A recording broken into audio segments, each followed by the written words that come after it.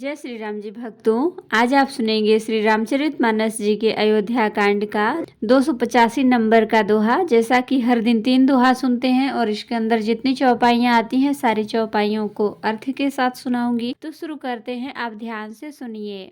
अस कही पग परिप्रेम अति, सियहि तबिनय सुना, सिय समेत सिय मातु तब चली सुआय सुपाय। सिया राम। ऐसा कहकर बड़े प्रेम से पैरों पड़कर सीता जी को साथ भेजने के लिए विनती करके और सुंदर आज्ञा पाकर तब सीता जी समेत सीता जी की माता डेरे को चली। प्रिय परिजन ही मिली बै देहि, जो जहि जोग भांति तेहि तेहि, तापस बेस जानकी देखी, भासव बिकल विषाद बिसेखी। जानकी जी अपने प्यारे कुटुंबियों से जो जिस योग्य था उससे उसी प्रकार मिली। जानकी जी को तपस्विनी के वेश में देखकर सभी शोक से अत्यंत व्याकुल हो गए। जनक राम गुर आय सुपाई, चले थलहि सिय देखी आई, लीन हिलाई उर जनक जानकी, पाहुनि पावन प्रेम प्राण की। जनक जी श्री राम जी के गुरु वशिष्ठ जी की आज्ञा पाकर डेरे को चले और आकर उन्होंने सीता जी को देखा। जनक जी ने अपने पवित्र प्रेम और प्राणों की पाहुनी जानकी जी को हृदय से लगा लिया।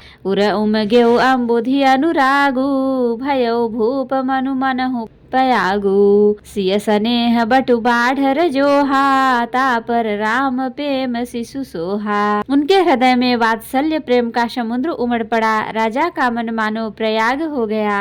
उस समुद्र के अंदर उन्होंने आदिशक्ति सीता जी के अलौकिक स्नेह रूपी अक्षय वट को बढ़ते हुए देखा। उस सीता के प्रेम रूपी वट पर श्री राम जी का प्रेम रूपी बाल रूपधारी भगवान सुशोभित हो रहा है। चिरजीवी मुनि ज्ञान बिकल जनु, बूढ़त लहु बाल अवलंबनु, मोह मगन मति नहीं विदेह की, महिमा सिय रघुबर स्नेह की। जनक जी का ज्ञान रूपी चिरंजीवी मार्कंडेय मुनि व्याकुल होकर डूबते डूबते मानो उस श्री राम रूपी बालक का सारा सहारा पाकर बच गया। वस्तुतः ज्ञान शिरोमणि विदेह राज की बुद्धि मोह में मग्न नहीं है। यह तो श्री सीताराम जी के प्रेम की महिमा है, जिसने उन जैसे महान ज्ञानी के ज्ञान को भी विकल कर दिया। सिय पितु मातु स्नेह बस, विकल न सकी संभार, धरनि सुता धीरज धरेउ, समय सुधरमु विचार। सिया राम। पिता माता के प्रेम के मारे सीता जी ऐसी विकल हो गईं कि अपने को संभाल न सकी, परंतु परम धैर्यवती पृथ्वी की कन्या सीता जी ने समय और सुंदर धर्म का विचार कर धैर्य धारण किया। तापस वेश जनक सिय देखी, भयो प्रेम परितोष विशेखी, पुत्री पवित्र किए कुल दो, सुजस धवल जगु कह सबको। सीता जी को तपस्विनी वेश में देखकर जनक जी को विशेष प्रेम और संतोष हुआ। उन्होंने कहा, बेटी तूने दोनों कुल पवित्र कर दिए, तेरे निर्मल यश से सारा जगत उज्जवल हो रहा है, ऐसा सब कोई कहते हैं। जीति सुर सरी की रति सरी तोरी, गमनु की नहीं विधि अंड करोरी, गंगा अवन थल तीन बड़े रे, यही किए साधु समाज घने रे। तेरी कीर्त रूपी नदी देव नदी गंगा जी को भी जीत कर जो एक ही ब्रह्मांड में बहती है, करोड़ों ब्रह्मांडों में वह चली है। गंगा जी ने तो पृथ्वी पर 3 ही स्थानों हरिद्वार, प्रयाग और गंगा सागर को बड़ा तीर्थ बनाया है, पर तेरी इस कीर्ति नदी ने तो अनेक संत समाज रूपी तीर्थ स्थान बना दिए हैं।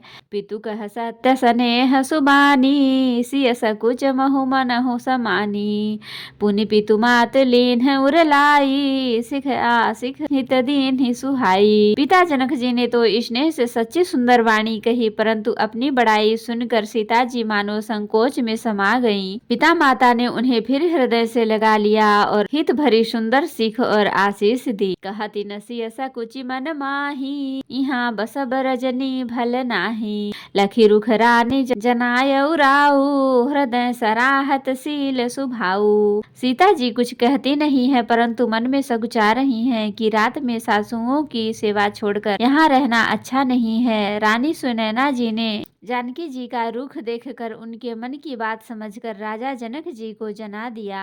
तब दोनों अपने हृदय में सीता जी के शील और स्वभाव की सराहना करने लगे।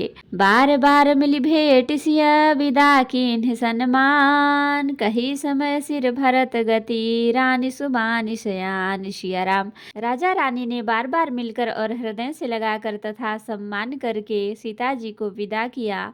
चतुर रानी ने समय पाकर राजा से सुंदर वाणी से भरत जी की दशा का वर्णन किया। सुनि भूपाल भरत व्यवहारु, सोन सुगंध सुधा शशि सारु।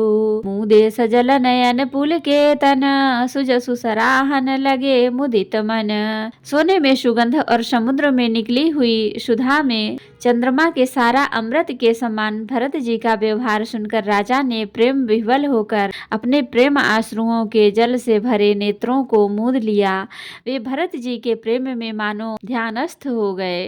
वे शरीर से पुलकित हो गए और मन में आनंदित होकर भरत जी के सुंदर यश की सराहना करने लगे। सावधान सुन सुमुखी सुलोचनी, भरत कथा भव बंध विमोचनी। धर्म राजन ब्रह्म विचारु, यहाँ जथामति मोर प्रचारु। वे बोले, हे सुमुखी हे सुनैनी, सावधान होकर सुनो। भरत जी की कथा संसार में बंधन से छुड़ाने वाली है। धर्म, राजनीति और ब्रह्म विचार, इन तीनों विषयों में अपनी बुद्धि के अनुसार मेरी थोड़ी बहुत गति है, अर्थात इनके संबंध में मैं कुछ जानता हूँ। सोमति मोर भरत महिमाही, कहें काह छल छुअति न छाही। विधि गणपति अहिपति शिव शारद, कवि कोविद बुध बुद्धि विशारद।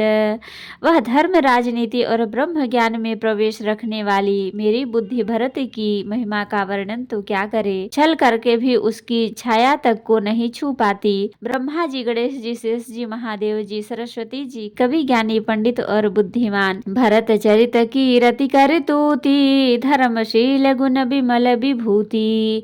समुझत सुनत सुखद सब काहू, सुचि सुर सरि रुचि निदर सुधाहू। समझने में और सुनने में सुख देने वाले हैं और पवित्रता में गंगा जी का तथा स्वाद मधुरता में अमृत का भी तिरस्कार करने वाले हैं।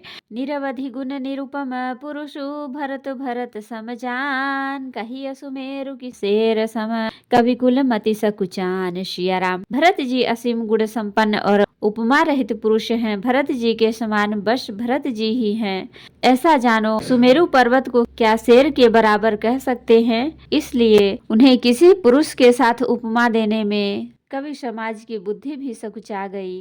तो भक्तों, आज के लिए इतना ही।